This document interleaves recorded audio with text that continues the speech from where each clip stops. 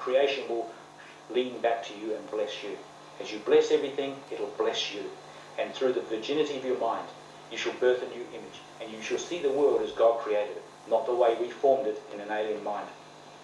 Take the responsibility yourself to work out your salvation, because no one's going to do it for you. It's your will and determination to have your will at one with God, that His truth should shine through you and identify you, because you cannot identify yourself in an alien mind, in an alien world. Let the kingdom come in you. All the rivers run through you, through laying down all defences. Look into the darkness of your temple. Do not fear the pain. Do not fear the shame. Do not fear the guilt. Embrace it. Accept it. That was what happened in your history. And embrace it into you. Let the light shine into the darkness. Feel the energetic movement of love dissolve all of those things of fear and guilt and pain and all of the other alien thought forms in this world. You take the responsibility to shine your light of Christ into the darkest, deepest parts within you that hinder you still, and enable the light to generate, and the whole treasure and the richness of the earthen vessel should be glorified in your own mind. And you're going to find that every treasure in your temple is every other member in eternity coming to light in you. And the Spirit of the measure of God without measure, the Spirit of God without measure shall flow through you as you bless and bestow the world in the grace of holiness. The joy and the love and peace of God shall flow through you, because that's your natural inheritance and that's your natural being. You are the Christ of God. You are the Son of God with everyone. Exclude no one, include everyone. Judge no one. Look with eyes of compassion and movement of mastery, and dissolve all history in your mind about them, and you'll be free. Now, you have said in the past that you were in your computer room and Wendy was a long way from here, and she appeared in the room with you. Can you tell us something about that? Yes, I've been aware of spiritual things happening. Can't explain them, they just happen. I was in my attic writing a book. The book's called We Are Risen. And I spent many months just writing a book and tuning into God, what He was saying. I'd get into a state of deep meditation, and I'd go into a place of prayer and contemplation. I'd go into a place of a sacred space within myself, and I'd draw up what God is saying into my writing. And as I was writing, I had these beautiful thoughts about Wendy, who happened to be in an island, Flinders Island, a group of islands over there, Cape Barren Islands. And she was with a spiritual group. There were people from Ireland, from Australia, from all around the world.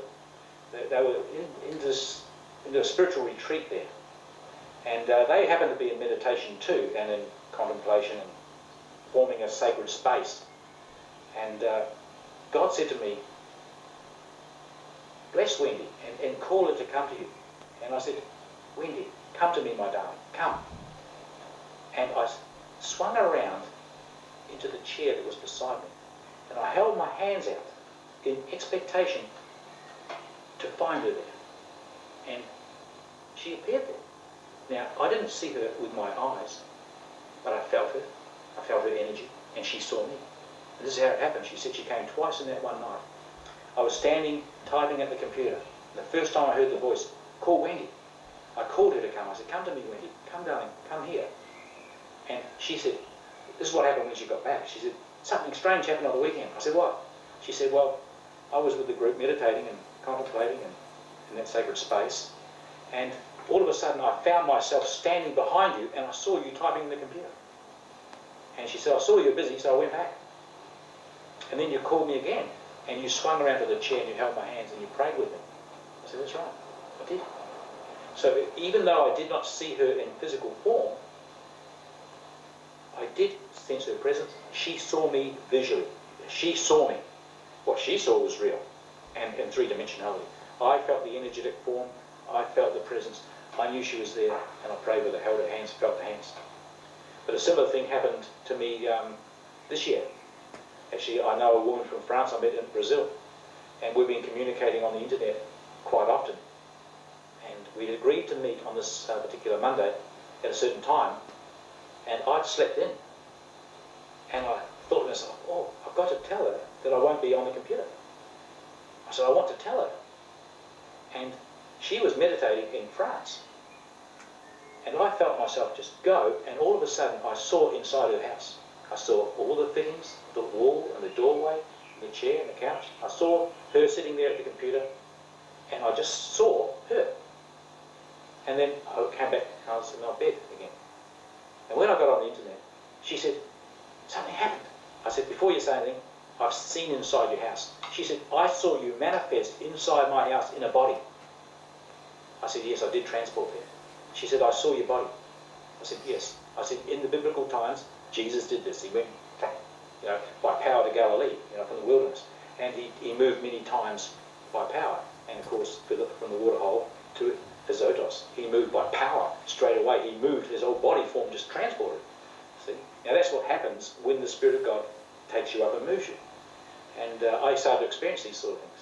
And I've had many, many experiences of different things, that happen like this, that just show me that as I tune myself to God through Jesus Christ, the divine gateway, as I partake of the divine nature, as I say to Jesus, bring me your keys of eternity to unlock every time-locked memory.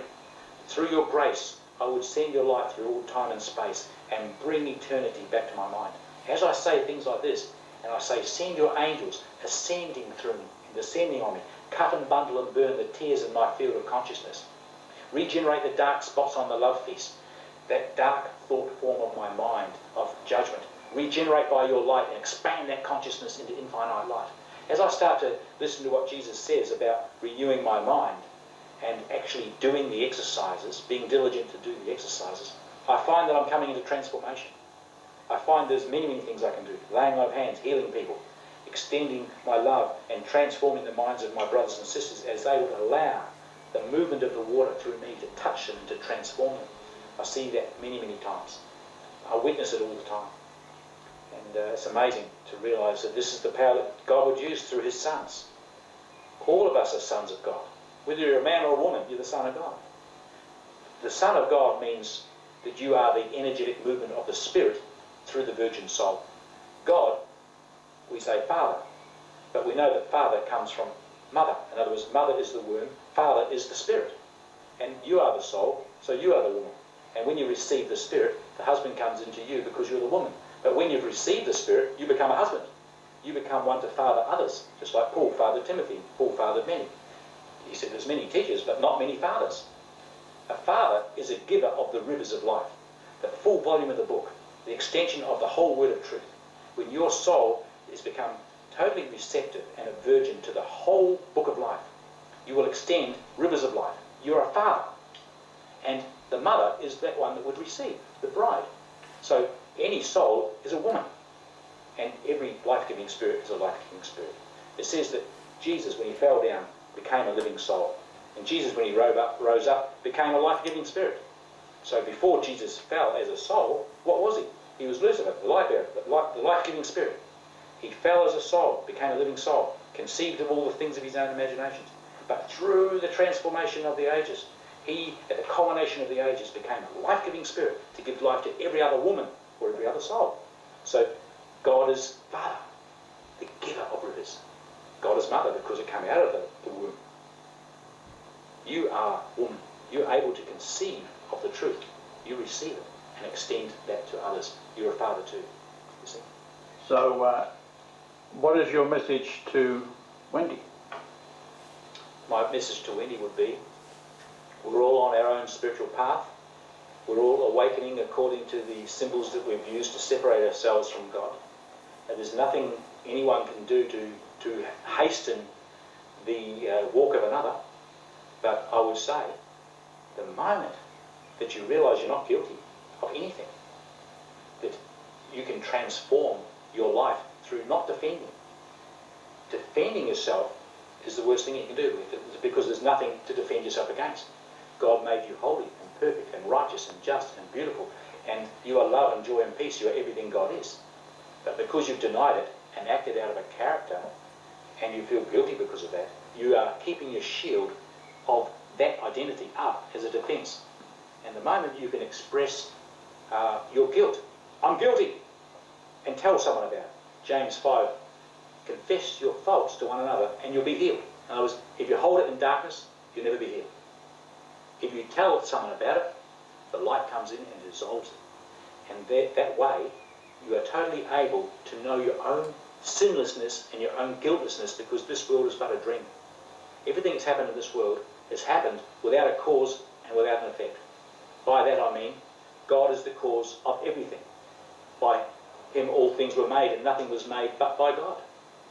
And so if the vain mind has made these images that we see in the world, it's no true cause. It's a false cause and a false effect. So therefore it's only a dream, and you can choose again. But if you uphold those things in your mind that you believe are true, you're going to keep on projecting them and seeing them, projecting them and seeing them. But if you choose again, this is the teachings of Jesus Christ through the Holy Scriptures of A Course in Miracles. If you choose again, Son of God, don't have to keep projecting the same error of thought and seeing it. You can go to the source, change the thought, and produce the light of truth. And the witness of light of truth will come back to you. It's a very complex philosophy. A lot of people will not be able to comprehend it. So is there a simpler way that you could deliver this message to Wendy in particular, so that she can embrace what you're saying? Well, in a word, everyone's going to discover it themselves. Only Wendy can find it for herself. If Wendy was to do the Course in Miracles, actually do it for say 3 or 4 years, meticulously, going through the exercises. You know, first statement that Jesus says is, nothing I see means anything. Right? Everything we behold with our eyes doesn't mean anything. It's a false creation. If we can learn through the Course in Miracles and the way of mastery, those channeled works that Jesus has brought forth into the world today to give us exercises to do. You see, it's all very good having a philosophy and saying, oh yes, I believe this, I believe that. But you're not doing it. So he said, why call me Lord, Lord, and you do not do the things I say? See, Jesus has given the Course in Miracles and the Way of Mastery and many other works that we should do the exercises to renew our mind and actually do them and start changing our mind. Because until we start changing our mind, we're going to keep doing the things we've been doing in the past. We've got to do new things. We've got to see ourselves the way God sees us and not the way we see ourselves in error. And so my advice would be, it may be a hard thing to do. Even Apostle Paul said, my word is hard, you know. People can't understand it because it comes from Christ, not from the carnal mind. The carnal mind wants the devil to be true. The carnal mind wants the flesh and blood to be true. The carnal mind wants this world to be true. And Jesus said it's not. My kingdom is not of this world, it's from within. And so Apostle Paul spoke the words of Jesus from within himself. And he said, it's a hard thing to understand. The world cannot comprehend it. The Bible says the world cannot understand truth.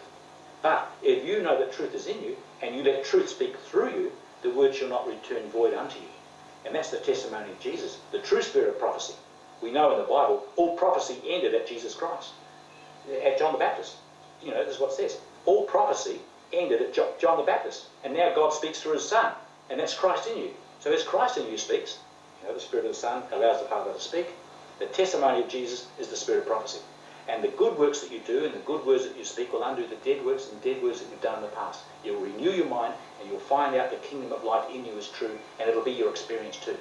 And so what I say is, do the exercises, do the Course in Miracles, do it diligently, and make it the most important thing you can do in this world is to do the Course in Miracles and to do the Way of Mastery and to do what Jesus says. Because it's by the doing of it and the experiencing of it that it becomes real to you. Not just a philosophy, not just an idea pie in the sky out there, but a reality in your experience.